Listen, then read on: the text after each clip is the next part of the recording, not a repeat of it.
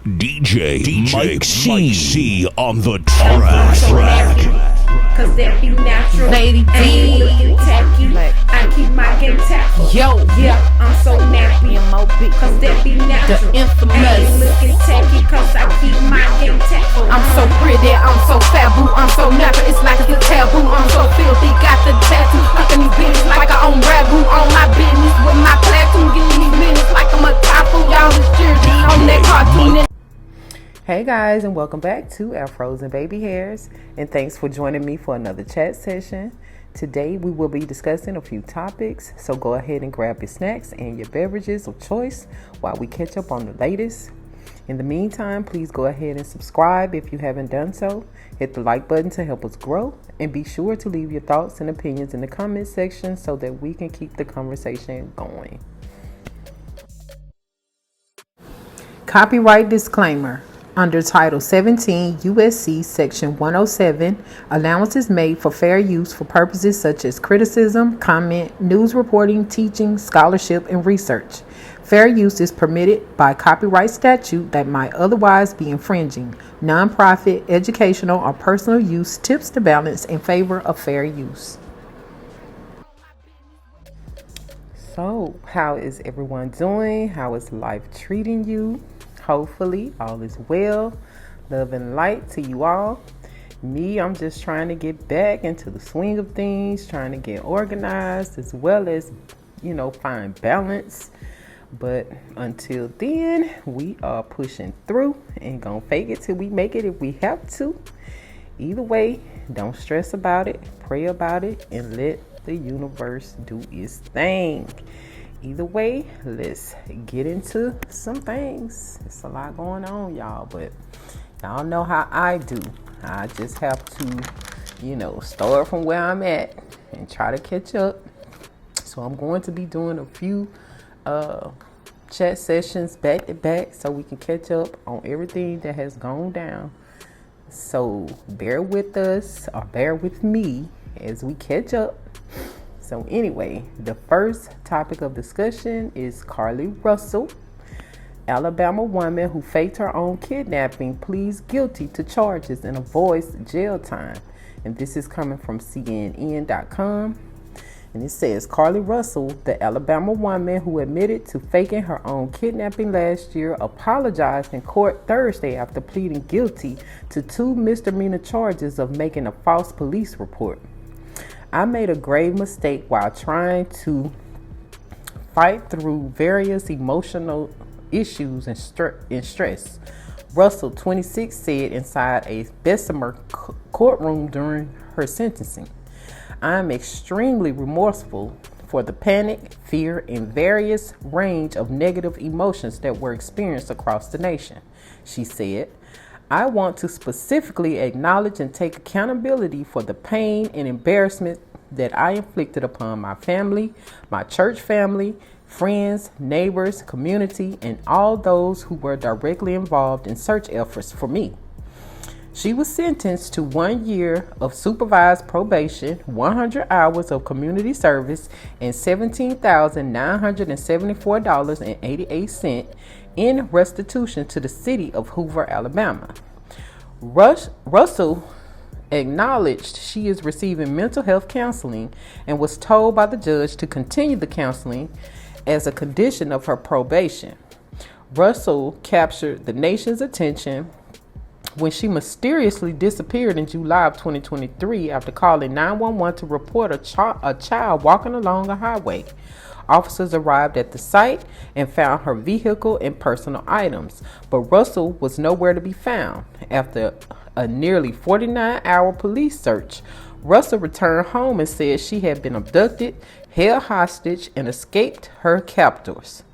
Authorities continued investigating and found Russell's web searches included things like, do you have to pay for an Amber Alert, and how to take money from a register without being caught. She later admitted that the kidnapping was a hoax. In October, a municipal court judge found Russell guilty of 2 misdemeanor charges of false reporting to law enforcement authorities and falsely reporting an incident. She had initially pleaded not guilty to those charges, and her attorney said at the time they planned to appeal her case. Later that month, the Jefferson County Circuit Court scheduled a jury trial for March according to court records. But earlier this month, the Circuit Court scheduled Russell's plea hearing. Russell also apologized Thursday to authorities and personnel who were involved in the search for her. I also extend my sincerest apologies to the Hoover Police Department and every other law enforcement agency and personnel for the position that I put them in and for the resources used, she said. I wholeheartedly can say that I never had any malicious intent to hurt anyone, and I pray you will feel my sincerity, and that as I prepare to pick up the pieces and go on to restore my life, that you will witness the fruition of grace, she added. After the sentencing, Hoover Police Chief Nick Durzis told reporters he was disappointed with the sentence. I'm very disappointed in the decision not to give any jail time. She gave an apology today, and unfortunately to me, it's like 7-8 months late. I don't know why we didn't hear that back in July, the police chief said. When asked about the restitution, Durzis said the real figure should probably be in the 40s, at least $40,000 to $50,000 for all the money that we spent. So my thoughts on this is like, you really don't know really how to feel about the situation, because we know Karens and Kens falsely report, things all the time to law enforcement, and nothing happens to them. They don't have to do no community service. They don't have no house arrest, none of that. So it's like in her case, nobody got, hurt for real. And it was like she pinned all of everything that happened on some redheaded, person or persons. And, it was just the opposite of what the Karens be doing. So to me, it's like you don't know how to really feel, but it does make us look bad as a community pulling these type of stunts. You feel what I'm saying? So I feel like maybe her sentencing does, it does fit the crime, because it literally really isn't a crime if it's not a crime across the board. So that's enough. She can serve the probation. She can serve the community service, and then having to turn around and pay out over $17,000. Like, we've never seen a Karen or a Ken having to do that part either. Like, they don't come out of pocket for anything. They don't even get a slap on the wrist. So it's like, what do you really say? But yeah, I just hope people out there in our community do not try to do these same things, because apparently we do still have to pay some type of consequence for our action, and they don't. So it just is what it is. Let me know what y'all think about that in the comments below. On the next topic, we are discussing Dollar General's overcharges. Dollar General overcharges hundreds of thousands of customers, lawsuit alleges. The prices at the register do not match the price tags, according to a class action lawsuit working through the courts. And this is from theprospect.org. It says dominant discount retail chain Dollar General, which operates about 19,000 stores in the U.S., is being sued for an alleged pricing scam. In the class action lawsuit, customers allege that Dollar General frequently tags merchandise on store floors at a lower cost than what it rings up at the register. The case was brought on behalf of the class by Dan Law, a firm spearheaded by former Ohio Attorney General Mark Dan. These guys are stealing a little bit from millions of people every day, Dan told the Prospect. There's no question that they're aware there's a problem, and they've been aware for a period of time. Dollar General practices, which essentially amount to false advertising, have financially harmed the thousands, if not tens or hundreds of thousands of consumers, the lawsuit alleges. The suit, which was filed in New York, seeks an order declaring Dollar General in conflict with state law, as well as damages for the class. Dan told the prospect that his firm has collected thousands of pages of public record that show the violations. Part of the case has to do with weights and measures standards, which are designed to prevent from undercutting their customers by ensuring that products sold are the proper size and weight claimed on the packaging. As Dan told the prospect, Dollar General regularly fails state and federal weights and measures tests at an average of 20%, but the main contention in the lawsuit is a simple one. The price on Dollar General tags isn't the price customers actually pay. This is not the first time Dollar General has been under scrutiny for its business practices. In 2019, New York State Attorney General Letitia James charged the company $1.2 million in fines for selling expired and obsolete products and extracted a promise from the company to reform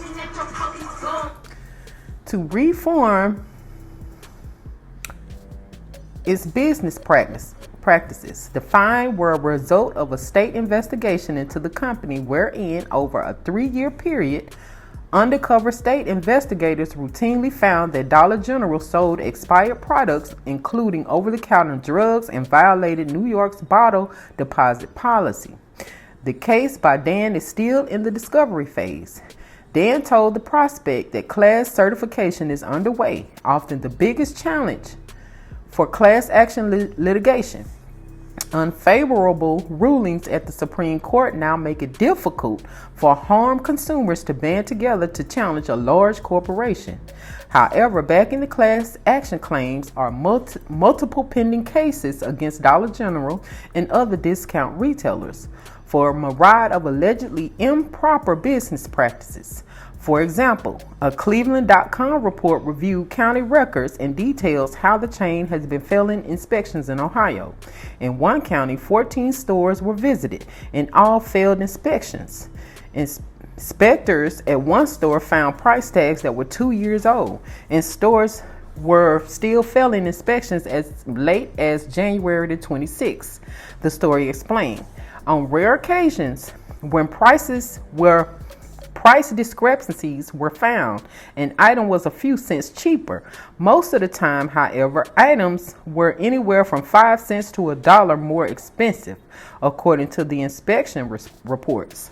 Ohio Attorney General David Yost initiated a lawsuit in 2022 and recently settled for over $1 million, with $750,000 of that money going to food banks and other hunger relief organizations.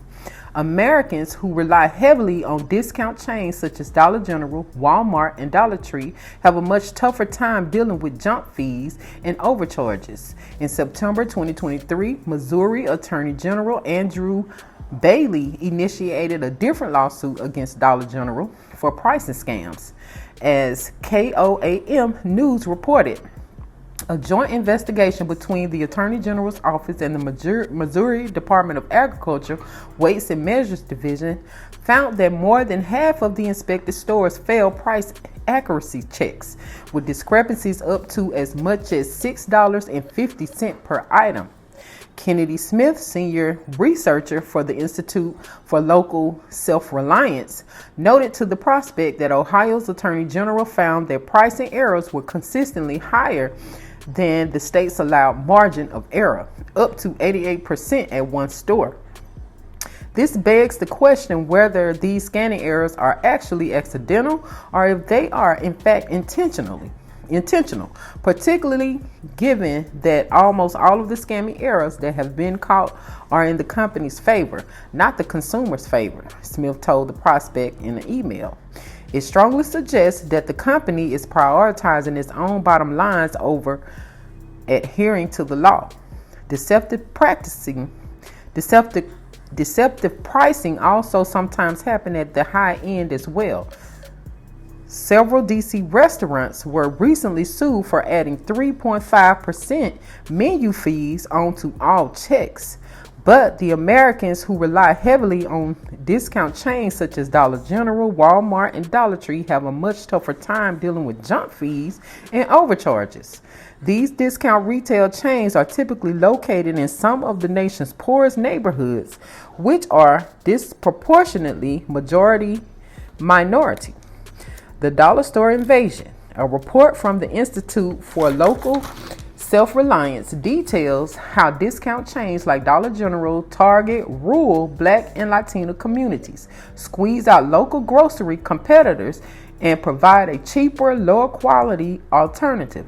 The report notes how the business model of these discount chains leverages a lack of antitrust enforcement, food scarcity, and the economics of food retail to its advantage.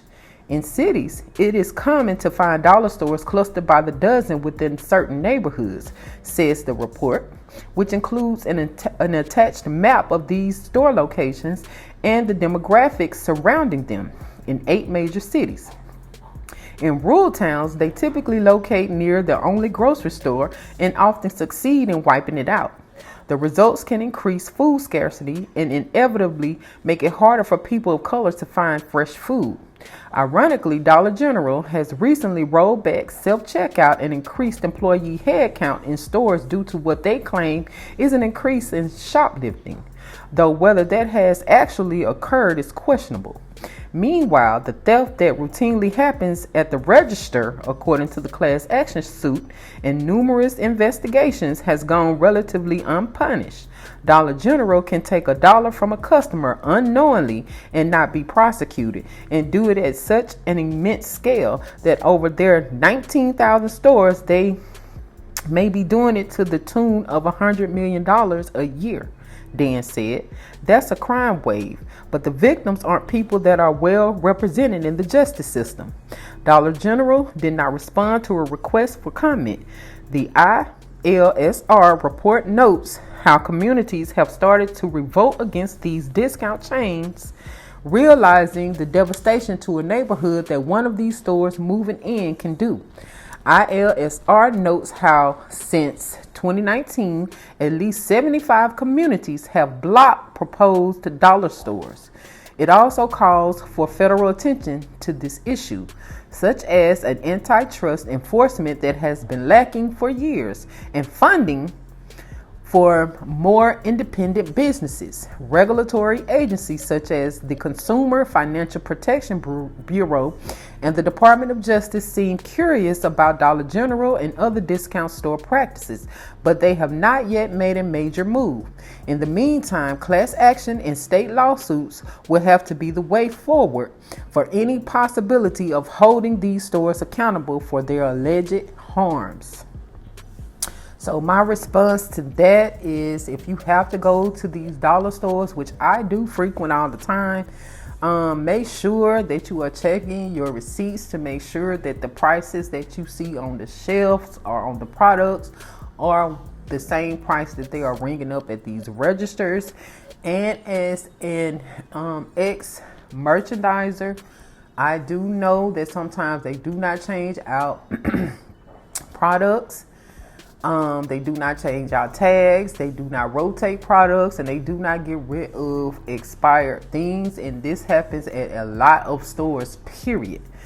And at my time as a retail representative, you find all kind of different stuff going on in these stores. So I can definitely say that this is true, because my job was to go in and make sure that these things were being done and hold the stores accountable.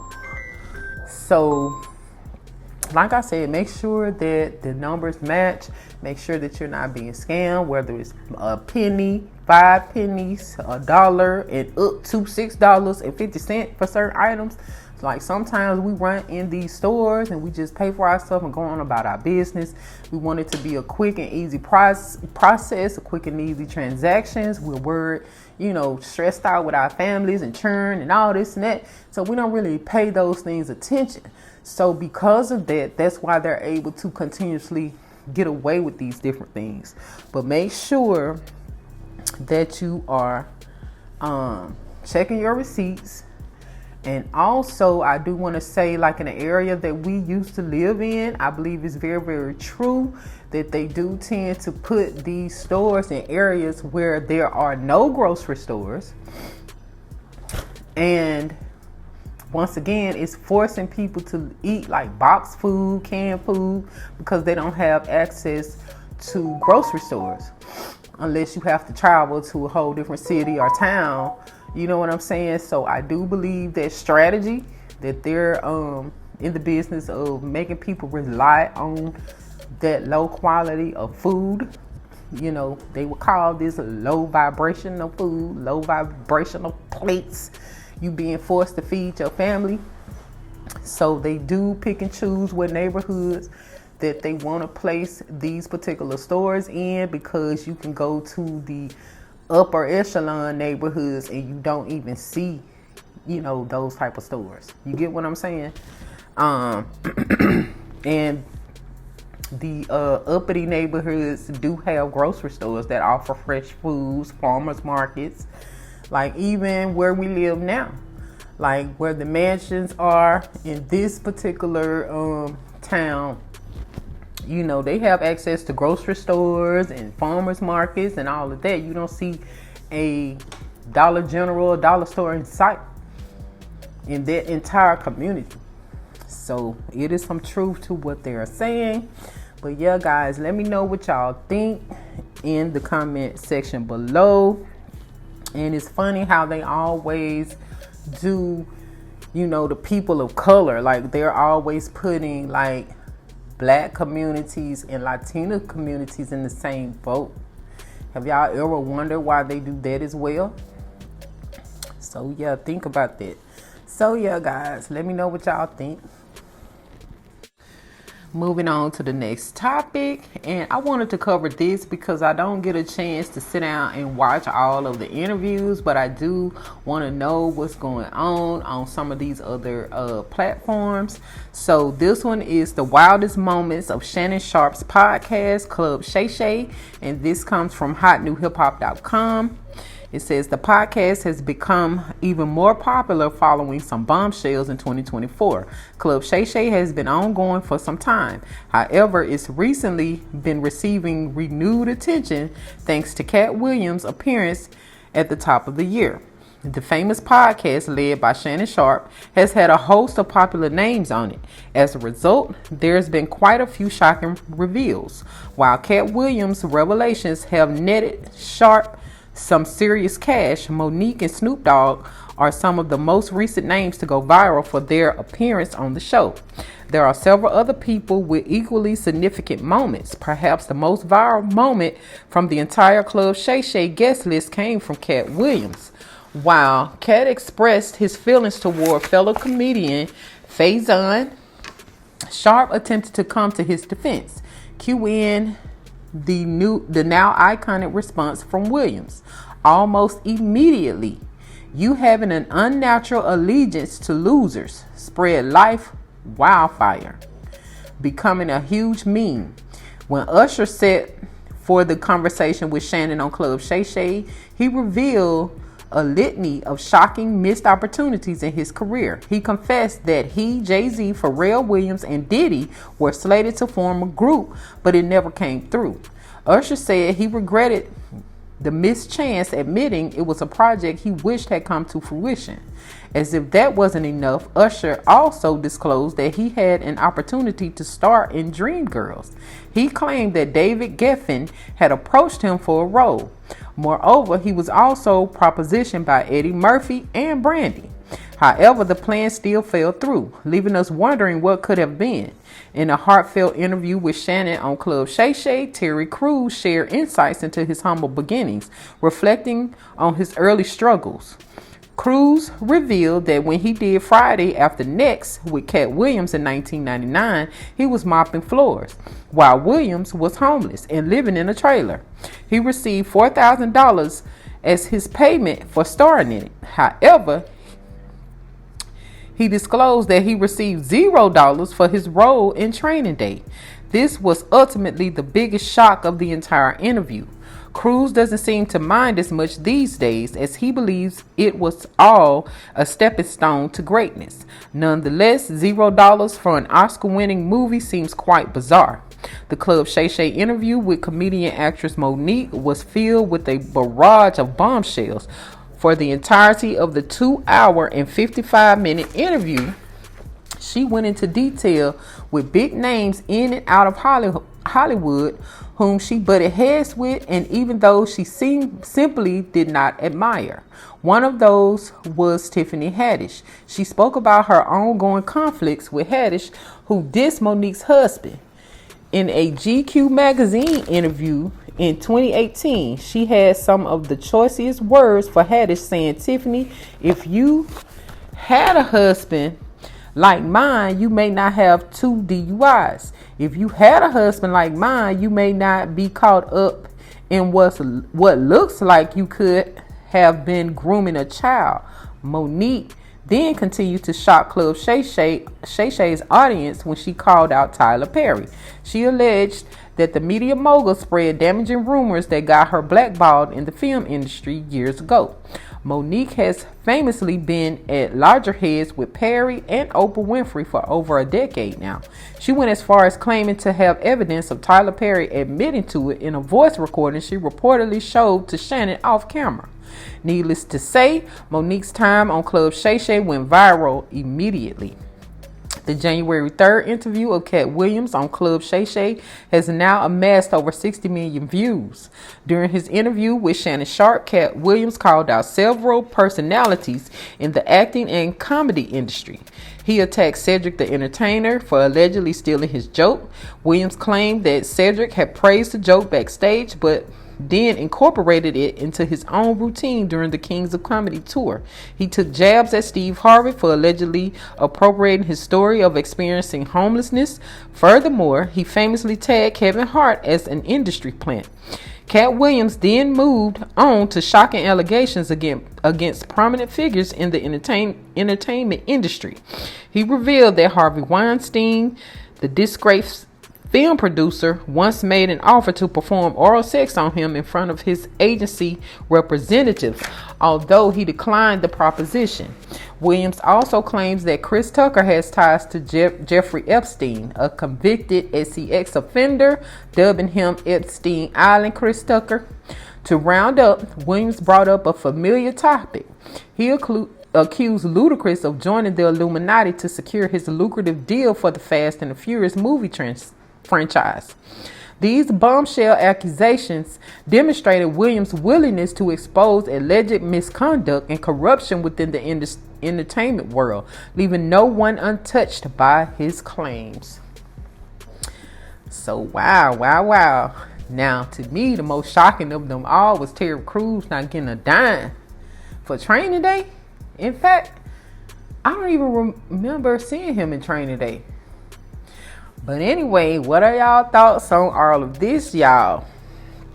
And Diddy, Jay-Z, Pharrell, and Usher was supposed to be in a boy group. Wow.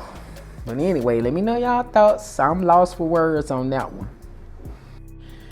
The next hot topic is Jalen Green, 22, addresses baby news with pregnant girlfriend Drea Michelle, 39, for the first time. And this comes from page6.com. Jalen Green said his family and baby motivate him on the court. Jalen Green is feeling motivated on and off the court. After the Houston Rockets star 22 scored a career-high 42 points in his team's win against the Washington Wizards Tuesday, he shared what has been motivating him during his games. "My family," he said, "and my baby." Green's girlfriend, Drea Michelle, is currently pregnant with their first child, a baby girl due in May. On March 8th, the Basketball Wives of Lum, 39, announced her pregnancy in honor of International Women's Day alongside a carousel of maternity photos. "We are overjoyed to share our love for you, little girl," captioned the post. "I am excited to speak words to the daughter I never thought I'd have. We are anxious about your arrival, but take your time. This world can be tough," Michelle added. "But know you are being brought into a space of love, security, and adornment." Although the Mint Swim founder did not tag the father of her child in the post, NBA star Kyle Kuzmin congratulated both Green and Michelle in the comments. "It's up, family," at Jalen, at Drea Michelle, red heart emoji. He wrote in the comments section before Michelle turned the comments off on the post. The couple faced backlash over the pregnancy news due to their 17-year age gap. Michelle's former Basketball Wives co-star Megan James tweeted, 17 years is wild. Having fun with a younger guy is cool because y'all both grown. Having a baby by one that's the same age as your son speaks a lot about your character as a person. Other social media users even labeled Michelle as a predator. Following the backlash, the former reality star posted a cryptic meme on Instagram about being misunderstood. Get comfortable being misunderstood. Only a fraction of people will be able to truly grasp your essence. You are not on anyone else's timeline of comprehension, the post read. Also, it's none of your business how others choose to perceive you. Most High sees you clearly. Let that be enough. Rumors began surfacing last year that Green and Michelle were dating. The athlete, who signed a 4-year, $40.8 million contract with the Rockets in 2021, even has her name tattooed on his lower stomach. Michelle is also mom to son Nico, 21, whose father is unknown to the public, and son J-Rue, 7, whom she shares with ex-fiance Orlando Scandrick. My response to this is, first of all, men do this all the time. So a man can always be way older than the woman. And it's nothing to it. And also I want to say that cougars has been a thing. It's always been older women liking on younger men, dating younger men, marrying younger men. But it does seem a little bit weird that she does have a son around the same age. However, at this point, they're both grown. So it just is what it is. I mean, to me, Drea does come across as a young type of energy. You get what I'm saying? And I don't know much about Jalen. He could be an old soul. We don't know what draws people together. But I say if they're both consenting adults, it's not our business. Like, it just is what it is. If we don't have a problem seeing older men with younger women, then we shouldn't have a problem seeing an older woman with a younger man. It's like, it's not new. It just seems a bit weird because she has a son around his same age. Like, yeah. So to me, that would be like a reminder all the time, like, dang, you my son age. I could be your mama. I know. I mean, I just feel like that would be kind of weird from that aspect. But at the end of the day, it's like I said, they're both grown. We don't really know the dynamic of these two. We don't know if he was actually pursuing her and obsessed with her and whining and dining her. So people make it seem like because she's the older party that she was all on him. He could have been, obsessed with her. So you just never know the dynamic of the situation. And also I want to say, if it is her who pursued him, it does seem like she could have some type of ulterior motive, like trying to get back on Basketball Wives. She could still be trying to bag her a millionaire dude. And it's like sometimes the energies have to match. Like if she's in the gym, she's feeling like she's still young and youthful, then it will make sense, like, to be with somebody who's, in the gym, young and youthful as well. And that does not always mean that that person has to be younger. It's just, how do you carry yourself? You feel what I'm saying? Like, I don't know. I don't know if y'all can grasp what I'm saying. Like, sometimes the energies just have to match in order for people to be able to coexist in relationships. But at the end of the day, I do feel like Drea does give these young girls a run for their money. She is bodied up. She looks young and healthy. And at 39 years old, apparently still able to have babies. Some people after 35, they can't even have no more babies. So, it is what it is. I can't really say if I see it being a long lasting thing. It just depends on, the dynamic of their relationship. It just depends on how mature he is, because this money and fame, he just came into all of that. And with that comes all kind of girls, all kind of opportunities, all kind of, what's the word that I'm looking for?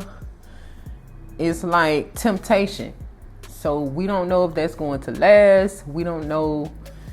Well, I don't know that much about him to say like, yeah, he's a good dude. He's going to be faithful and all of that. I don't know, because money changes people. Money changes the, money changes people. Money changes the circumstance. And he's young. So, he still may have a lot of growing to do. His frontal lobe is not developed. So I don't know. However, that baby could possibly change him and make him grow up too. So it could go either way. I mean, as long as they getting along, there's no abuse, there's no cheating and disrespect, I'm all for it. They're both adults. So it just is what it is. But like I said, the only thing that's kind of off to me is the fact that you have a son that's his same age. So it's like, girl, it's kind of weird. But whatever. I mean, in this case, I could see like someone older than her son that could actually be a father figure for him, even though the person could be younger than her, just not as young as her sons. Like, how do he supposed to look at him like a disciplinarian? How do he look at him as a father figure and they're around the same age? It's like, it makes things weird and complicated. But yeah, let me know y'all thoughts on it. Moving on to the next topic, and this one is Bling Bishop, who boasted of ties to Eric Adams, is convicted of fraud, and this comes from nytimes.com. Lamar Whitehead was accused of using $90,000 of a parishioner's retirement savings to buy luxury goods and trying to force a business to lend him $500,000. Lamar Whitehead, a Brooklyn preacher known as the Bling Bishop for his flashy luxury possessions, was convicted in Manhattan federal court on Monday of defrauding a parishioner and trying to extort a businessman while boasting about his ties to Mayor Eric Adams. Mr. Whitehead, 45, was pronounced guilty on 5 counts, including wire fraud, attempted extortion, and lying to the FBI. Prosecutors said that Mr. Whitehead, who had a previous conviction for identity theft, had lied and threatened to force his victims to give him money and had misrepresented his relationship with the mayor. He was lying about the access. He was lying about the influence. He was lying about all of it, Derek Wickstrom, a prosecutor, said in his closing argument. The government said that Mr. Whitehead had persuaded the parishioner, Pauline Anderson, to invest about $90,000 of her retirement savings with him and had then spent the money on car payments and goods from Louis Vuitton and Foot Locker. Other charges relate to his interactions with Brandon Belamonte, who was running an auto body shop in the Bronx. Mr. Whitehead tried to force Mr. Belamonte to lend him $500,000 while promising access to Mr. Adams, prosecutors said. In the defense's closing arguments, Declan Murray, one of Mr. Whitehead's lawyers, likened criminal trials to buying a house. He charged that the government's case, the house, in this analogy, was riddled with termites. But the jury, which reached its verdict in about 3 hours, was not swayed by the defense's attempt to place the blame for Miss Anderson's loss of her son, Rashid Anderson, 30, an active member of the church. Miss Anderson, 58, has sobbed as she described how she first met Mr. Whitehead and came to give him $90,000 of her retirement savings and trusted him to buy her a house. She said she could not get a conventional loan because of low credit. He was a man of God, she said. I believed him as the leader of his church. But when her new home never materialized, she texted him asking for her money back, and he berated her that he was busy. She sued him for the money in 2021. Mr. Whitehead then filed a countersuit. Rasheed Anderson testified that he first met Mr. Whitehead at a New Year's service at the start of 2020 and came to see him as his spiritual father. Mr. Whitehead presided over his wedding held in the backyard of a New Jersey home he helped him purchase. Mr. Anderson testified. He said that Mr. Whitehead had encouraged him to get his mother to co-sign a loan for their home, which she did. The plan for his mother's own investment, he said, was that Mr. Whitehead was going to buy an investment property, renovate it, and then give it back to her within a year. But they never settled on a suitable home, he said. Mr. Whitehead declined to comment after the verdict, which was one of his lawyers, Don Florio, vowed to appeal. Mr. Anderson said in a text message that the episode had been a painful journey for my mother and I, and we owe it to God for bringing justice, peace, and closure. Mr. Whitehead served as the only witness in his defense, wearing a pink plaid three-piece suit. He delved into his life story, saying he had grown up on the rough side of Brooklyn and that his father, Arthur Miller, was unalive when he was an infant. Mr. Miller was unalived by the police in Crown Heights in 1978, leading to protests. But his daughter has questioned whether Mr. Whitehead is actually her half-brother. He testified that during the investigation, an FBI agent told him, "We want you to help us get the mayor of New York," but that he responded that he wasn't going to be an informant. In his closing argument, Mr. Wickstrom, the prosecutor, accused Mr. Whitehead of having lied in his testimony. Mr. Whitehead's sentencing before Judge Lorna G. Schofield is set for July the 1st. He could face decades in prison. Mr. Whitehead had considered Mr. Adams, 63, a former Brooklyn borough president, a mentor. The younger man sought to follow in his footsteps, launching a bid to become Brooklyn borough president in 2021. But Mr. Adams would not endorse Mr. Whitehead and even admonished him for using his name in a misleading campaign ad.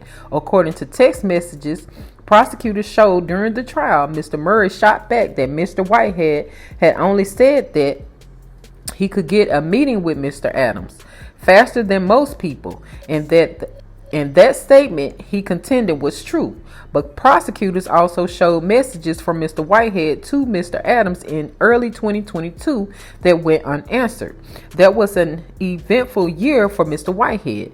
In May, he was in the news when he reportedly tried to negotiate the surrender of a man who had fatally unalived a Goldman Sachs employee on a Q train. In July, 3 masked gunmen robbed Mr. Whitehead and his wife of expensive jewelry during a service at his church, Leaders of Tomorrow International Ministries, which was above a Haitian restaurant in Canarsie, Brooklyn. The service was being live streamed, and the video made news around the country. Then in December, he was arrested. The U.S. Attorney for the Southern District of New York said at the time that the case was being investigated by the office's Public Corruption Unit.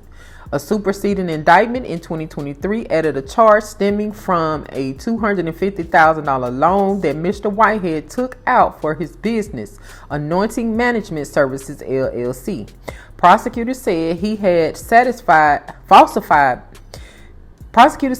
falsified bank documents for the application, claiming the business had $6 million in annual revenue. The indictment said that Mr. Whitehead had also used falsified bank statements to purchase his spacious home in Paramus, New Jersey. The numbers were made up, Mr. Wickstrom said. So with that, all I can say is some of these preachers are fake and phony. And as far as the parishioner, Miss Adams, not Miss Adams. What was her name? Miss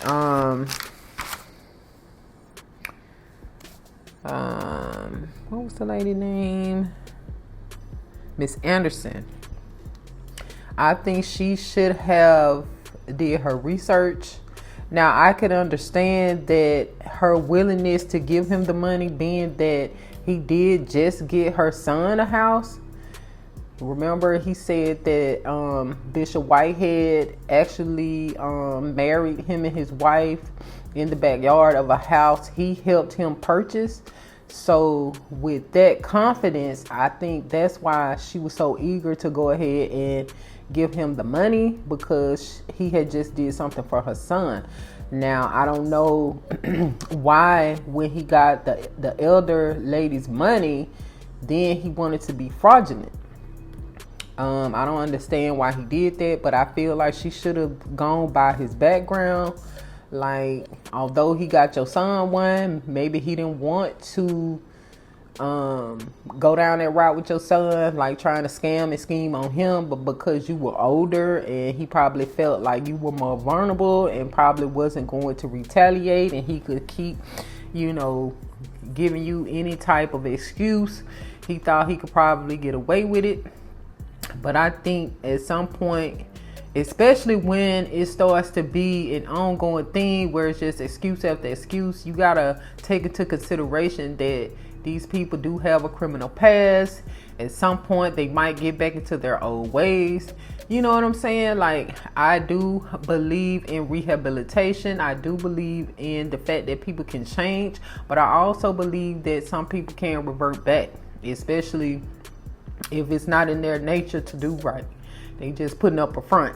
You feel what I'm saying? So, yeah, I mean, that's all I have to say about that. It's sad that he may end up having to serve like a lifelong sentence. Like, I think they said decades. That's unfortunate, because people who are out here unaliving people are getting less time. So I guess, it's our system is like crazy. But yeah, I'm glad. I'm wondering, is she going to get any piece of her money back? Like, sending him to prison is not necessarily giving her money back. So is it really just to serve? Like, is she gonna get any dime of that $90,000 back? Like, they never explained that part. You feel what I'm saying? So I don't even know in this case if justice is served. Like, she's still missing $90,000 of her retirement money. But anyway, let me know y'all thoughts. Don't be believing these preachers. What do Kaya say? She don't trust no preacher, no Christian, none of that. So it just is what it is. And especially people that do have like criminal backgrounds. Like, I've learned even myself, sometimes you cannot trust them. Sometimes just sitting in the jail cell is not rehabilitation. You feel what I'm saying? They could be sitting in their jail cell the whole time, plotting on what they're gonna do once they get out. How they gonna jump right back into where they left off. You feel what I'm saying? And it seems like that's what the bishop was on. He might have been sitting in that jail cell, perfecting his plan. Like, I'm gonna come out and go the preacher route, and I'm gonna become this bishop, and I'm gonna be in cahoots with all these big names, and you know what I'm saying? And at the same time, just doing things on an even a more massive scale. Like, he's still scheming. So you just never know. But yeah, y'all, it's crazy. Now, since we talking about these weirdo criminals, I do want to quickly do an update on Nature Boy, Elijah Bishop, Three God, whatever you want to call him. And it says, alleged Georgia sex cult leader Elijah Bishop to serve life for RAPE, and this comes from Fox5Atlanta.com, DeKalb County, Georgia. The leader of an alleged cult accused of RAPE learned his fate Friday afternoon. A jury found Elijah Bishop guilty on all counts, including RAPE, false imprisonment, and charges related to revenge Perron. Read between the lines. Bishop, who also goes by Nature Boy and Three God, is the leader of Carbon Nation, which authorities characterize as a sex cult. Prosecutors say he RAPE'd a former group member as she tried to escape and then posted revenge porn online. The trial gave an inside look into the operations of Carbon Nation and how Bishop had his followers use social media to promote their holistic lifestyle and teachings. Former Carbon Nation cult members speak at sentencing. Several of Bishop's former cult members spoke during his sentencing hearing, held after the verdict was read. They described through tears how his actions impacted each of them. He said, "My soul belonged to him, and there was absolutely no saying no to him," one woman testified during his sentencing hearing. "You were our guy, but now you're a prisoner like you imprisoned us," another woman testified. During their statements, bishops could be seen in a room at the DeKalb County Jail cutting it up. In the words of DeKalb County Superior Court Judge Stacy Heydrich in talking to the bailiff, Elijah Bishop addressed the court during his sentencing. Before being sentenced, Bishop addressed the judge. "I just want to say something to all of them," Bishop said. "Well, direct it to me, please," Judge Heydrich interrupted. "Are you happy?" Bishop asked. "I'm not answering any questions of yours," the judge interjected. I forgive you," Bishop said, talking over the judge. "And I still love you," Bishop continued to appear to address the victims and his supporters, adding, "Kiss my girl for me, all right?" "I just muted the courtroom. We're done with that," the judge said after his brief remarks. Elijah Bishop sentenced for RAPE and other charges. Prosecutors asked for the maximum sentence while the defense argued that he should be given life with parole based upon his bad childhood and his lack of priors. "I would have been inclined to exercise some discretion if Mr. Bishop showed any remorse, guilt, or regret throughout this process, and I saw nothing during the trial. But him laughing, cutting it up, and looking shocked and surprised at all of the testimony," said Judge Heydrich. "Mr. Bishop, you are a master manipulator and probably the classic definition of a narcissist that I have ever seen." The judge scolded him for taking advantage of lost souls looking for some guidance or comfort and filling a void. She said he caused potentially irreparable harm. She added that she hopes the victims can find some peace, hopefully beginning with this sentence. Judge Heydrich was not swayed and sentenced Bishop to life without parole. He was also sentenced to 10 years to serve consecutively.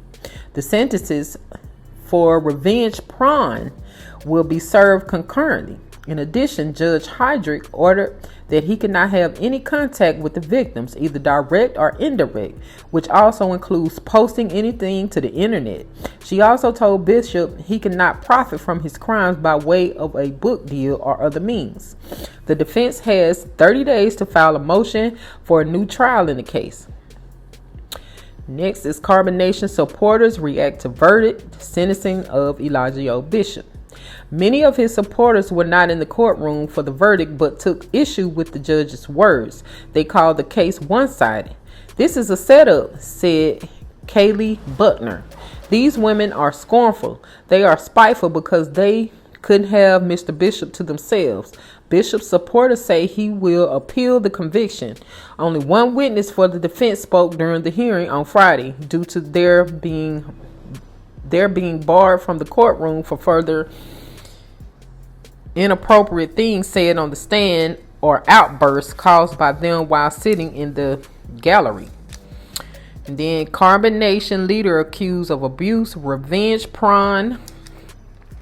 Bishop was arrested in April of 2022 after a former member of his organization went to the police. During a hearing a month after his arrest, DeKalb County Police Detective Monica Panosian testified that the woman who Fox 5 Atlanta is referring to as AV reported to investigators on March 30th that she had recently left Bishop's cult and that he had posted multiple videos of them having sex on Twitter without her consent. AV told police Bishop had ordered other women in the group to hit her because she made a face at him. The woman then told Bishop she wanted to leave. The woman then told Bishop she wanted to leave, and he told her to pack her things while the other women screamed at her. As she waited for a rideshare driver to pick her up, AV told investigator Bishop asked her to come say goodbye to him. He began to tell her how she was his bitch and that she was no longer allowed to leave, said Detective Panosian. She stated she began to essentially begged him to leave and began to cry. She stated Mr. Bishop then began to attempt to have sex with her. She told him no, and he continued. The woman waited until the morning when most of the other people in the house were asleep and snuck out, according to police. Panosian said AV changed her phone number and ceased all contact with the cult. 3 days after she left, police said the woman discovered the videos and called police. So yeah, that is the update on that situation. And it's like, to me, it was so much going on in that particular cult. I guess you could say it just went left. I mean, he started off, to me, what seemed like something positive, but sometimes people that get all this power and attention, and it just goes to their head and they start thinking that they are really some kind of king, chief, whatever. And they just start doing very low vibrational things. And at that point, it doesn't make sense anymore. So, yeah, I mean, at the end of the day, it may have been multiple women who experienced that. It's just this one in particular came forward to tell, you know what I'm saying? But if he did it just like that, like in front of everybody, and you know what I'm saying? Like, that seems like that was something that goes on all the time. So he may be right where he needs to be, although it may not rehabilitate him, because I have heard that even some of his cellmates have joined the cult. So, like I said, sometimes when they go to jail, they just, plot and plan on how they're going to be bigger and better and more precise once they get out. So, I don't know if jail is the best answer in all scenarios, but for right now, he's not out here terrorizing any more women. So for now, it's cool, but he needs some psychological help. Let me know y'all thoughts on that. All right, y'all. So this next topic is pretty lengthy. So go ahead and grab your snacks and drink as we get into it. Well, we learned about Wendy Williams from her disturbing new documentary, and this comes from the Washington Post. The Lifetime special, Where is Wendy Williams?, focuses on the former talk show host's ongoing health challenges, plans for a comeback, and placement under a financial guardianship from her signature pink armchair. Wendy Williams helmed one of the top-rated daytime talk shows for more than a decade, attracting a loyal following who came to expect her bold takes on celebrity gossip. The former radio host is beloved for her idiosyncrasies, mistakenly calling Dua Lipa Dula Peep, greeting guests with "How you doing?" and limp wrists. His quips turned internet memes in her famous Hot Topic segments. A polarizing figure, she was also criticized for her celebrity slights that many consider disrespectful, including perpetuating a rumor that Tupac was RAPED'd in prison. In Where's Wendy Williams?, a 4-part special that aired on Lifetime this weekend. A documentary crew set out to chronicle Williams' journey to to revive her career amid growing concerns about health issues that forced her to abruptly leave her talk show in 2022. But the series centered largely on personal and unsettling scenes of Williams' declining health and her addiction issues, which later derailed filming after she was admitted to a medical facility for treatment. In the days leading up to the premiere, Williams' care team gave a startling update on those health challenges, announcing that she was diagnosed with primary progressive aphasia and frontotemporal dementia. Last year, she underwent medical tests amid widespread speculation about her condition, particularly when she began to lose words, act erratically at times, and have difficulty understanding financial transactions, a news release stated. Primary progressive aphasia is a neurological syndrome that gradually impairs communication skills. FTD impairs communication skills. FTD refers to rare types of dementia that affect the frontal and temporal lobes in the brain. Bruce Willis was also diagnosed with FTD last year. My mom has done a good job of making it seem like everything is okay. Always, Williams' son, Kevin Hunter Jr., says during the docuseries. But in reality, there's something wrong going on. Several scenes in the documentary show Williams appearing to struggle with her memory and following conversations. A trip Williams took to get vape pens from her usual smoke shop turned sour as she lashed out at her publicist, Sean Zanotti, and her driver she didn't recognize. She didn't recognize the store and repeatedly demanded the specific vape she wanted, despite Zanotti telling her they weren't in stock. Later, in an emotional sit-down from her New York apartment with reality star Angela White, also known as Blac Chyna, Williams removes her wig and shows White her bare feet, misshapen and swollen as a result of lymphedema. During their conversation, William appears confused and abruptly tells White that her real name is Wendy Hunter. Yep, and I'm divorced. He's got no money. In 2019, Williams filed for divorce from Kevin Hunter, her husband of more than 20 years, after he fathered a child with another woman. When it comes to my aunt's dementia, there are three things that didn't help, says Williams' niece, Alex Finney, in the docuseries: her divorce, the pandemic, and then losing her mom, who passed away in December of 2020. Williams' fractured relationships come to surface throughout the series. Cameras followed along as she reunited with her family in Miami last year from the first time in 8 months. Relatives interviewed in the docuseries revealed she had previously stayed with them when the Wendy Williams show was still in production, and concerns for her health and well-being were growing.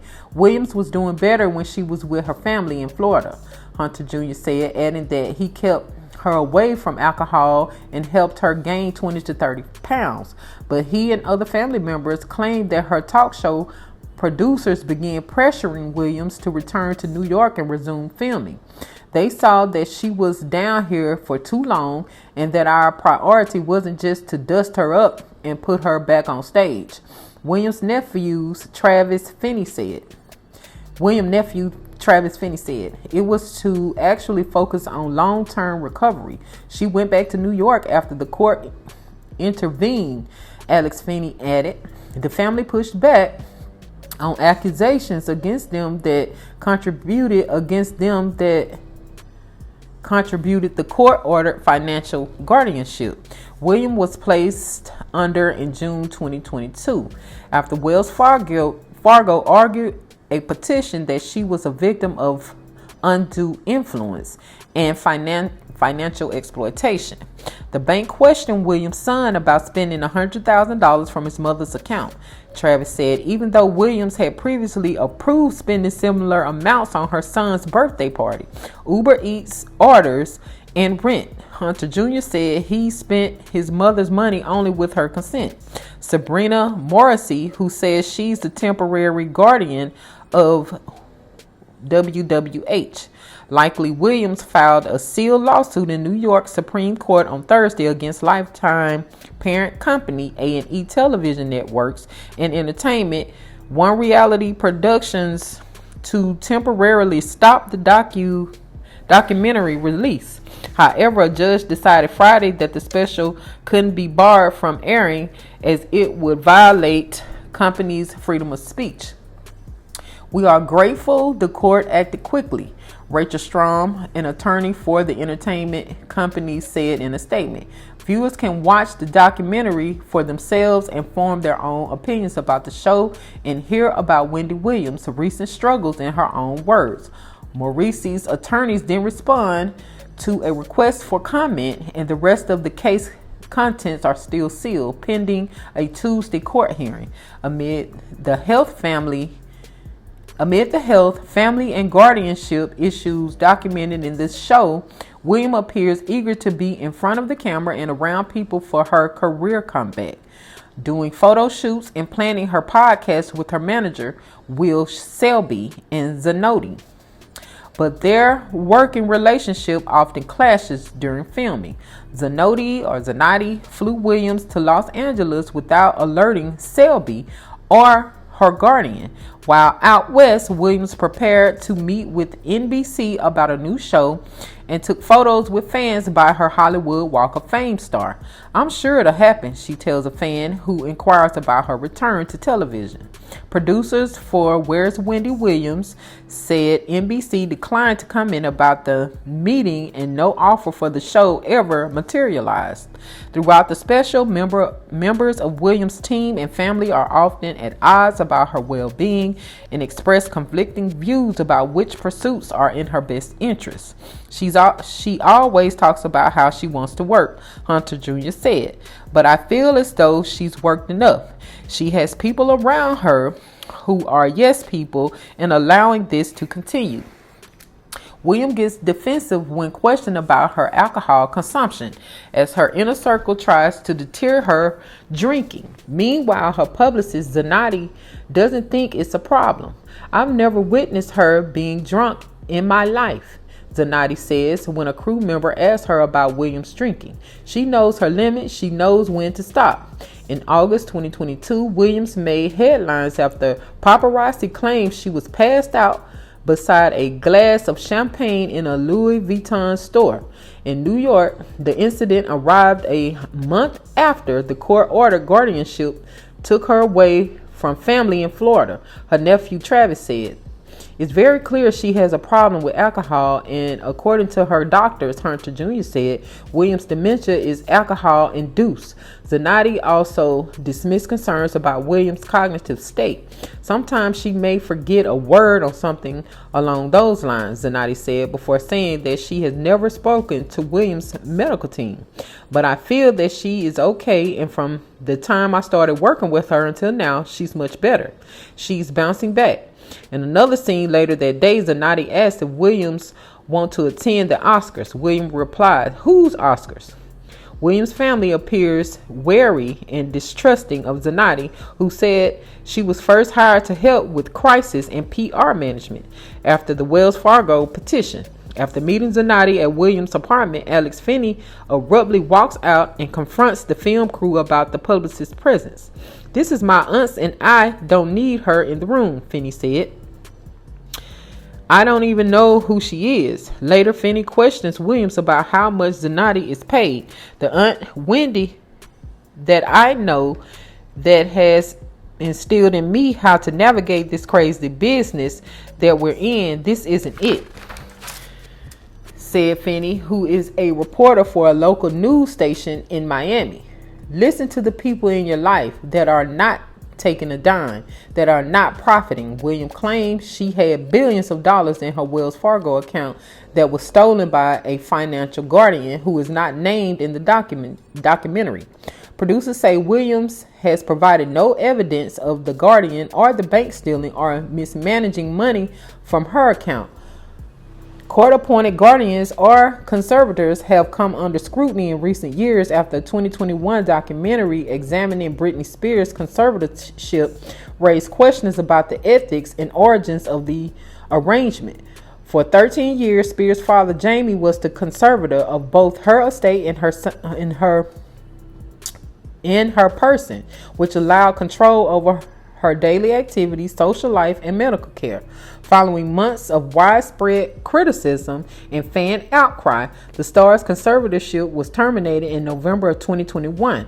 In revealing details about Williams' own guardianship in Where is Wendy Williams, her family is hoping for a similar outcome. I hope that when people watch this, they walk away thinking, how was it that the court was involved? She has a guardian that's supposed to be managing her day-to-day, her finances, all of that, Alex Finney said. How is all that happening and Wendy's life just fell through the cracks?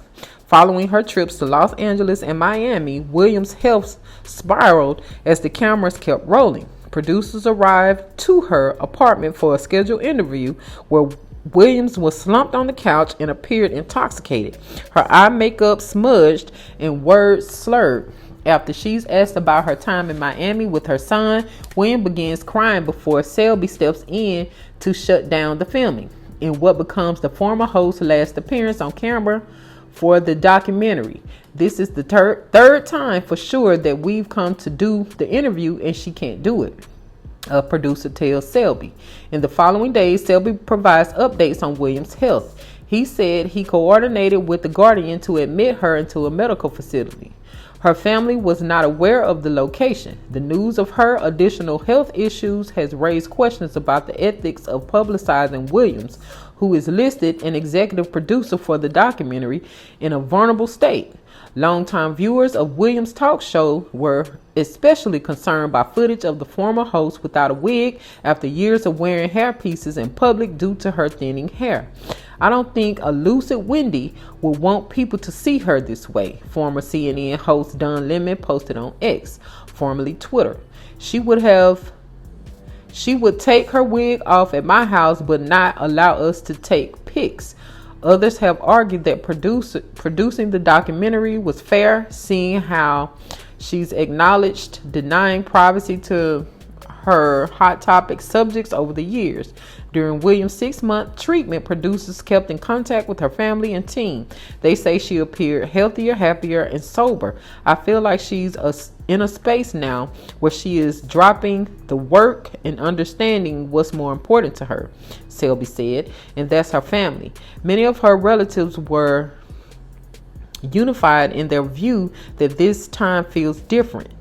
There is going to be a happy ending, said Wanda Williams' sister, and maybe the happy ending is fueled by the fact that this is all public. It forces us to just fight a little harder. So wow, all of that is going on with Whitney Williams. Like, why are they exploiting her? If her family did not want her to continue doing the documentary, they should have stopped, being that they just said that she has dementia. She has all of these ailments where she's not in her right mind. She's also still drinking alcohol, which causes the dementia to act up anyway. So it's like, y'all really don't have permission really from her because she's not in her right state of mind. You know what I'm saying? So, I mean, it might be good for TV just seeing her spiral out of control like this and all of the health concerns and all of that. But the reality of it all, it just feels like, and I haven't even seen it, it just feels like they're exploiting her, trying to make as much money off of her before, you know, she is gone out to the upper room. That's what I think. But I think they should listen to her family. I don't know who the guardian is supposed to be. Is the guardian related to her or anything like that? But I feel like they should listen to the family and specifically the son. That's like her only child. And I'm sure he has his mother's best interest at mind. If nobody else does. So, I don't know. It's just, that's what it's giving for me. Let me know y'all thoughts on it. And y'all keep Wendy in y'all prayers. And I'm talking about good prayers. Real prayers. Not praying on her downfall. Uplift her in love and light. You know what I'm saying? Like, she's been through a lot. So on this next topic, I wanted to review what Azealia Banks had to say about the Nicki Minaj and Megan Thee Stallion beef. I thought that was really interesting. So we're going to go ahead and listen to what she had to say. Guys, so originally I was just going to stay out of this because it's just kind of like another day, another female rap beef. Like, who really cares? But I think there's some interesting parts to this that everyone's missing. This isn't about Meg collabing with Cardi. This isn't about whatever stupid ass excuse that he's making about her telling her to get an abortion and have a drink or whatever the fuck. This is about Jay-Z. This is about Jay-Z. And excuse me, because I'm not trying to be fresh at all. But Jay-Z has this way of kind of like presenting himself in the culture as like this Daddy Warbucks kind of figure. And this is my own estimate and my own just kind of theory. I think that women who choose rap as a path, maybe like 6 or 7 times out of 10 are lacking some sort of father figure in their life. You know, maybe the dad was absent, maybe the father's deceased, just no male role models around. And it's not so much a show of bravado, like, hey, I can do what the boys do. It's more like an inadvertent way of seeking closeness to men. Now, when you really, really, really dig down into it, Nicki be like sweating Jay in a different type of way. Like, low-key, she be like low-key on his dick. Like, it's so funny. I'm really good at reading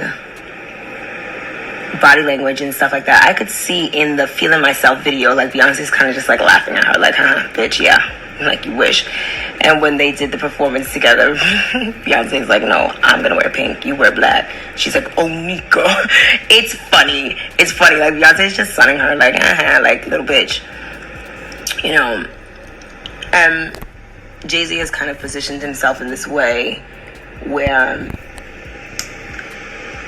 almost every type of female artist, female urban artist, feels like she needs his approval of sorts, you know. And Nicki has low-key, like, I could just feel that she's low-key felt slighted by Jay, just even by his association with Meek Mill, you know. And but she's also at the same time been trying to wiggle her way in. Like, Nicki wants to be a Rock Nation girl bad. That's what this beef is about. She want to be a Rock Nation girl so fucking bad. Like, you know, dating Nas. Like, it's just like, yeah, when you really pay attention, like, her pitter-pattering around and the way she's always like, that's why Jane Clear's verse for your album is just like, why you fucking care? When did you get a Jay-Z verse on your fucking record? Like, you know what I'm saying? But, and on top of that, like, it's been years since Jay-Z has publicly co-signed any female rapper. And the fact that it's Megan, like, it could be anybody, you know what I mean? It could be fucking me, you know what I mean? It could be Bad Baby, it could be whoever.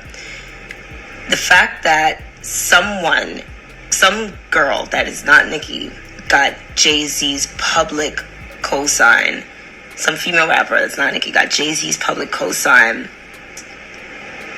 makes Nicki jealous. It makes her feel jealous, and it makes her feel kind of alone. If you, like, pay attention, like, when these things kind of happen, all of those like Young Money guys are like kind of nowhere to be found, you know. And I know she felt really, really special when she aced that monster verse. But I think she may have gotten a little diluted. And, you know, Kanye's kind of just been like jiggling her back and forth or whatever. Like, you know, poor Kanye. Poor Kanye. He doesn't know how many women have like actually only entertained him because they wanted to eventually get to Jay. Whew. Okay, that's another conversation for another day. But yeah, Nicki felt like she was supposed to be embraced by him in some way or whatever. And just to see him not give a fuck that she's saying Meek Mill killed, like, yeah, just to see him not give a fuck that Meek Mill supposedly, allegedly, I don't know, beat her up. And I'm not gonna go into that because, you know, I've had my fair share of just men going fucking insane. I definitely have a smart mouth, but I don't hit men because I'm of the belief that, like, if you hit a man, you should expect to be hit back. I don't believe in that, like, oh, I'm a girl shit. Like, no, keep your hands to your fucking self. But yeah, I have been assaulted, so I don't want to unravel that ball of yarn. But Nicki's mad. She's mad that, and okay, I'm not even trying to diss Meg, but Meg isn't exactly, like, Meg's not really like a typical Rock Nation girl, you know what I'm saying? She's still a little like, you know, a little like ham hocks and hush puppies and shit like that. And Jay's real like,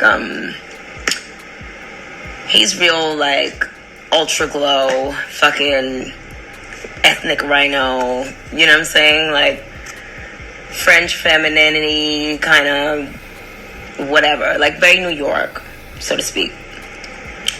And I have a theory as to why he's dealing with Megan, because I don't think he likes it. I really don't think Jay likes Meg's music. I don't think he thinks she's that attractive, really.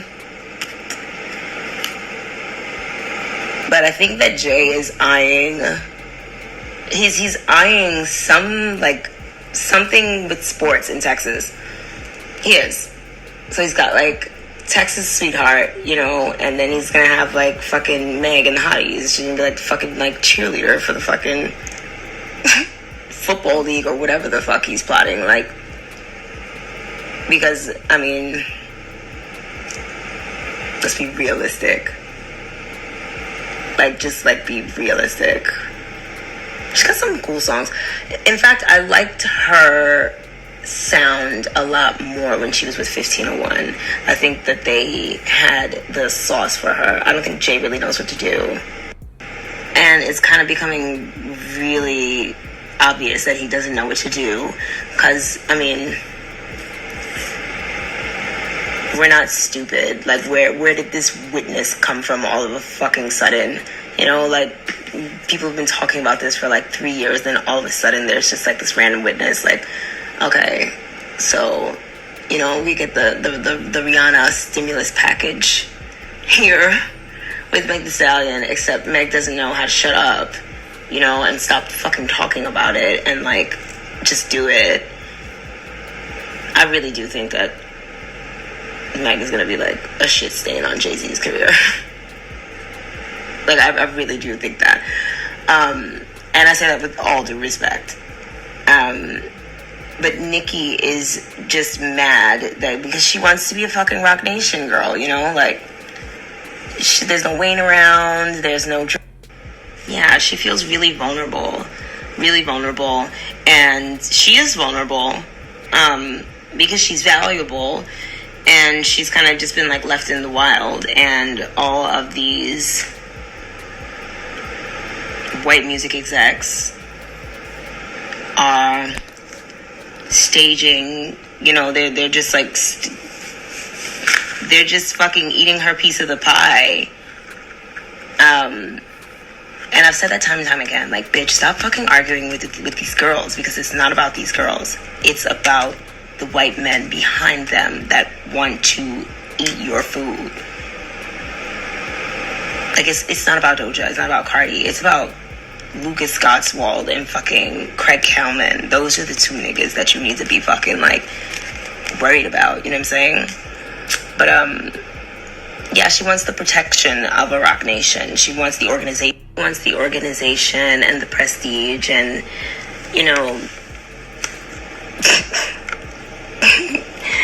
Nicki thinks her light skin card bangs as hard as like Beyonce's does, and as hard as Rihanna's did, but it never banged that. Like it was like never that.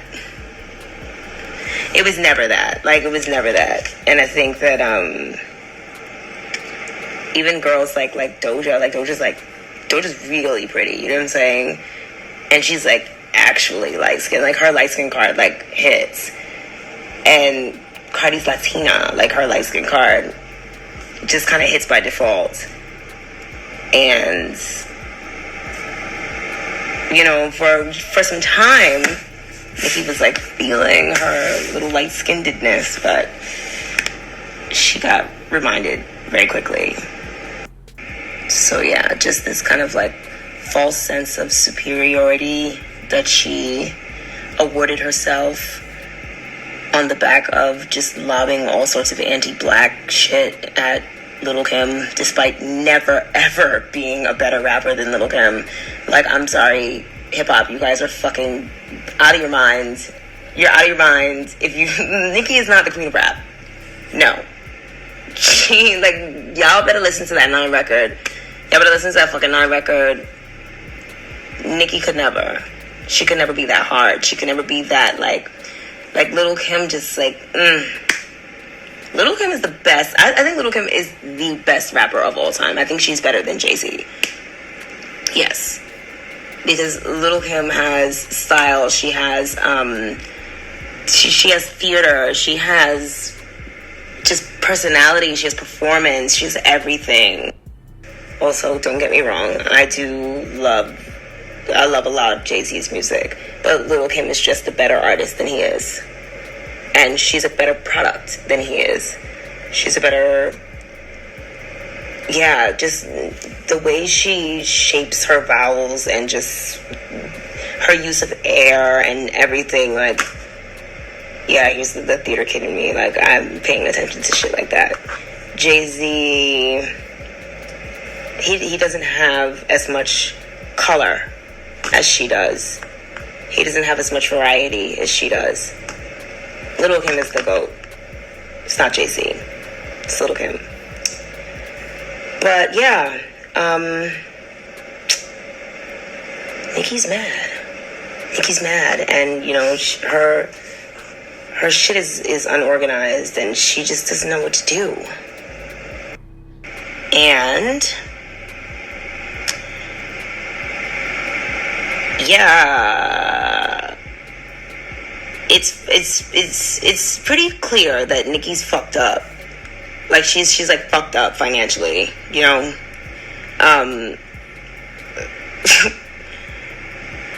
I realized it when she was fucking frying the can of cream corn in the Teflon pan. I was just like, what in the welfare is happening right now? This is insane. And whatever. I've probably, like, made some fucking crazy looking shit on here, but I'm also not going around trying to, like, menace other artists and, like, call them broke and tell them to pay their rent and all that other shit like that. Like, you can tell just by whatever keeps happening with Nicki's butt that she's fucked up right now. Because there's something very fucking wrong with the butt. And I don't know what it is, but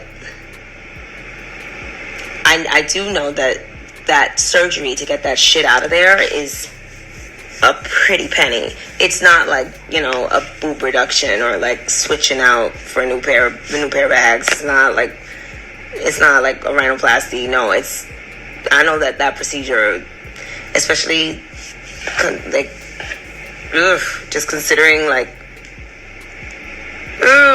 you know, just how many fucking little pockets of just migrated stuff there probably is. Like, yeah, that's a very tedious thing, and it's also like a very risky procedure that she can't afford to have right now. And I mean, I'm not one to talk, you know. I will be Miss Bussy until the end of fucking time, okay? And that's that on that. I will be mischievous until the end of time. But an artist of her stature peddling press-on nails. So I do a lot of sourcing and a lot of like, yeah, all day. Sourcing agents, direct to factory, whatever. I see what the price on these things are. And it doesn't add up, you know, considering the number of streams and just doing a royalty calculation. It's like something is just really not adding up.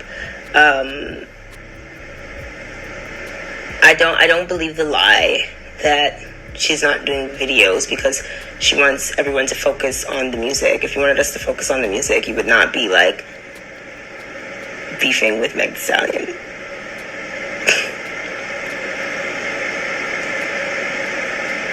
Because I've also, like, trust me, like, I have been, you know, making my own shit on my own dime, and I know what it's like. Like, I know what limited budget looks like. I'm just being honest. Like, I know what it gives. Like, yeah, cartoon cover art. Like, fuck it up. Fuck it up. Oh, shit. Sometimes we gotta do what the fuck we gotta do, you know? But just be honest about that. I think that's a lot cooler. Like, just be honest about it. And just go all the way lo-fi, you know?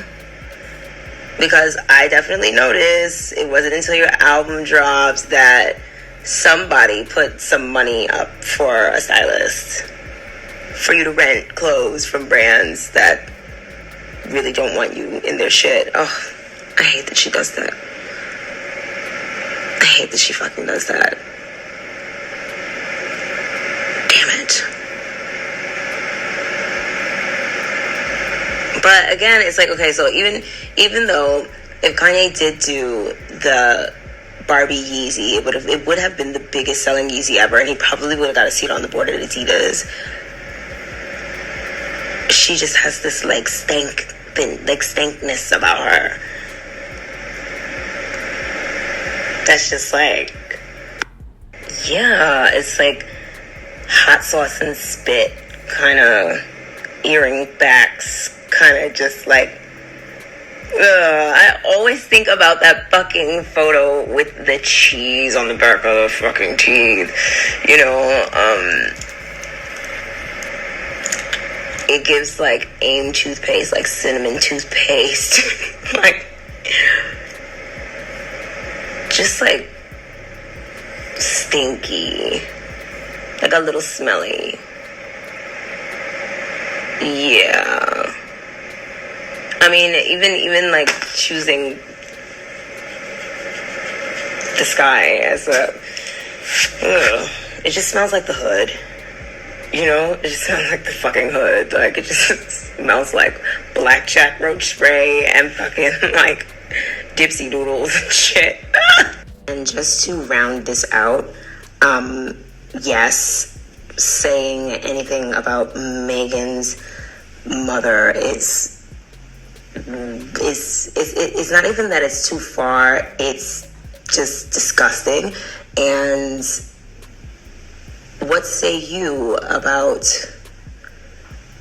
you being a mother and being an obvious drug addict and like what like you're trying to like make fun of Megan's mother, but like what if we made fun of Papa Bear? Like, oh yeah, your mom's like a fucking like dope fiend. Your mom's a dope fiend and your father's a rapist. Like, how would you feel? You wouldn't, yeah. It's incorrect. Like, I would feel real stupid if I were Nicki Minaj, just even prefacing any statement towards anyone with how you win 3 Grammys. And, like, I would just feel stupid. This is how you know that this is not even about, it's not even about Megan. It's not even about, like, any of the shit she says it's about. Like, that's how a woman behaves when she's, like, blind, like, just, like, blind jealousy, you know, and just, like, can't get her way, you know what I'm saying? Or when she feels so inadequate. Like, Nicki has slipped so below, like, so far below Jay-Z's standards. It makes her, like, crazy. And for real, in all honesty, like, I guess she almost, like, see, this is why I don't, no, I don't, like, place bets on my pussy, you know what I'm saying? Like, the pussy likes what or who the pussy likes, and I can't control that. I'll be dating some funny looking niggas. You know what I'm saying? So I'm not trying to be like, oh yeah, well these niggas are blah, blah, blah, whatever. No, because that's not true, and that's not even what I want to leave as like my life's legacy. But no, Nicki, like, you be like lying on your pussy, like you be lying on your pussy, OD. You be fucking like trash niggas, like. You be fucking like some really trash niggas. Yuck. And that's another reason why you couldn't possibly be the queen of rap. Like, the last 2 major beefs she's had have hinged on Nicki trying to sexually, like, embarrass the opponent. Like, it was like with Cardi and the herpes and like with Meg and whatever the fuck. But it's just like, sis, the cornerstone of female rap is it's sex and glamour. 2 things you are like seriously lacking in. Like you're like lacking hard. You know what I'm saying? You're not even like in shape and kind of just like, you know, oh yeah, I'm just like wearing what I want, blah blah. Like, I've never seen you eat a salad. Like, I've never seen this woman eat a salad. Yeah, nah, you are like way too, like, your face be in these bitches' pussy so fucking much. Like, what are you talking about? Fucked her mother's boyfriend? Like, okay. Ew. Like, first the fuck off.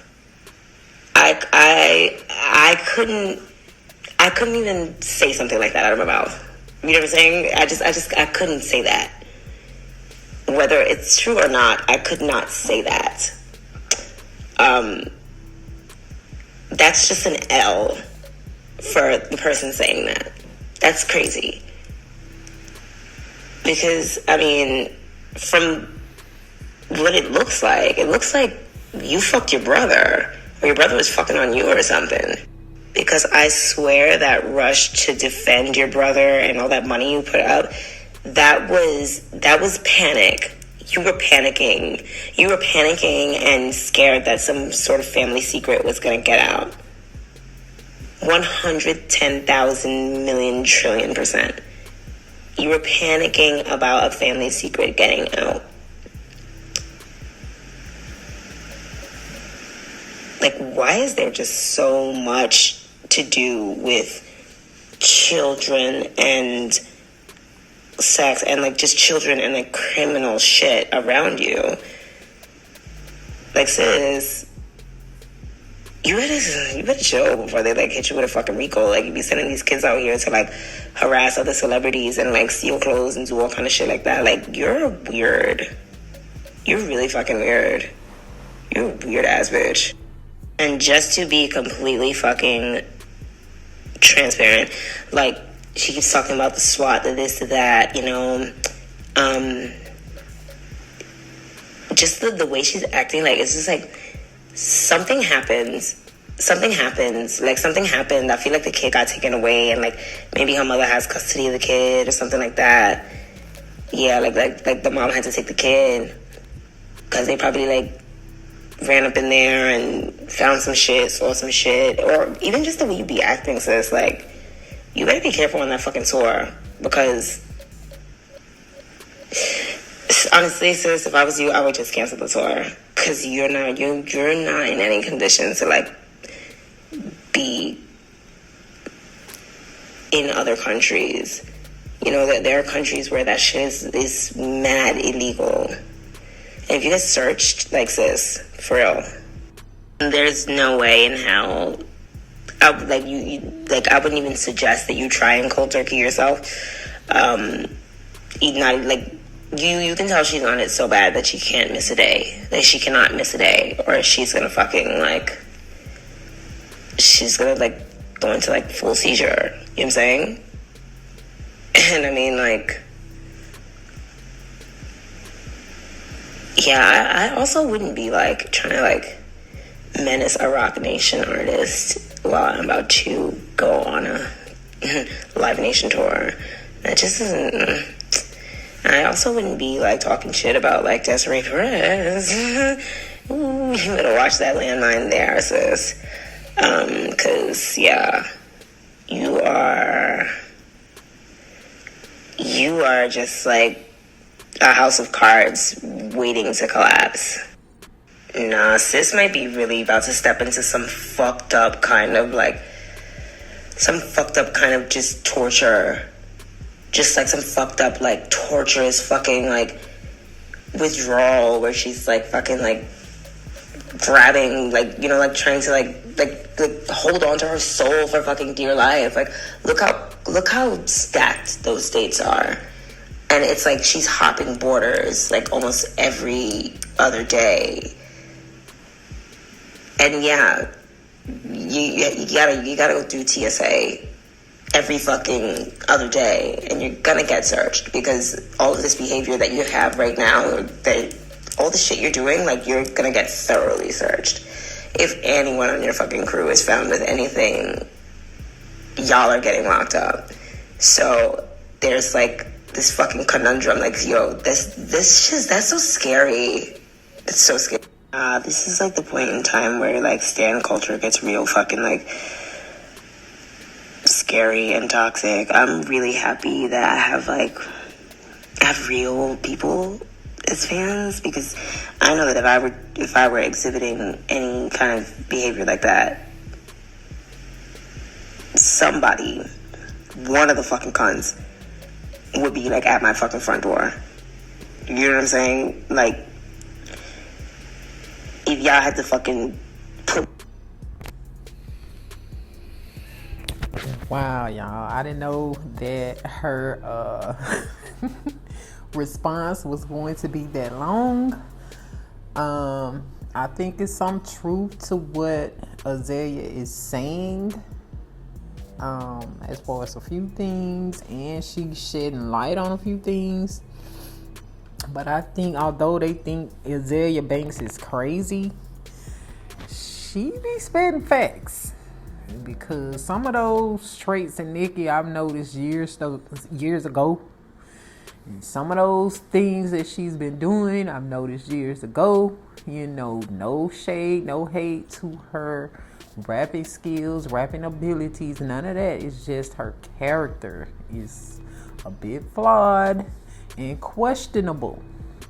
But anyway, let me know y'all thoughts on what Azalea Banks said. You might have to run it back so you can really dissect and digest what she is saying. So yeah, guys, let me know your thoughts.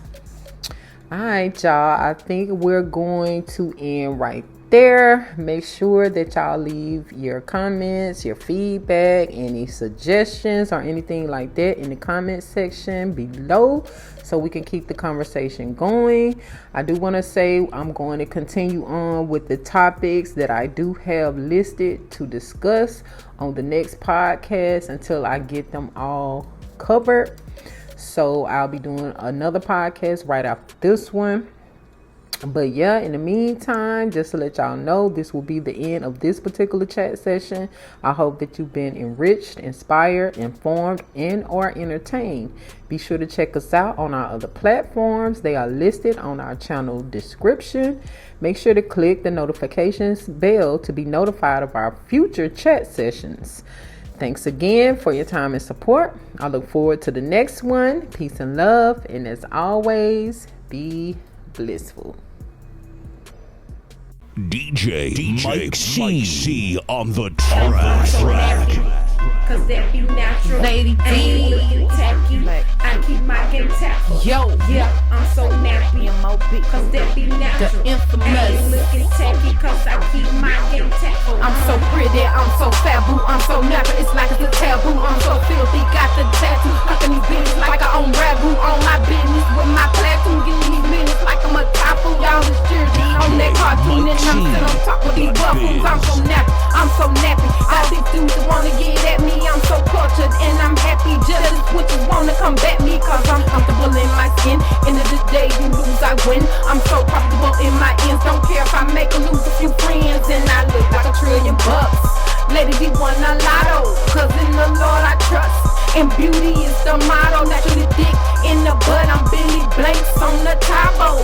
Edges a little rough, just pretend I'm from Morocco. Organ all up in my hair, cause I let my locks grow naturally. My curls popping everywhere, I'm maximizing on this natural thing. Like it or not, I don't care. You clowns ain't about to worry me, cause I does this for myself, and I'm repping for my ancestry. Yeah. Cause that be natural. I ain't looking tacky. I keep my game tactful. Yeah, I'm so nappy. Cause that be natural. I ain't looking tacky. Cause I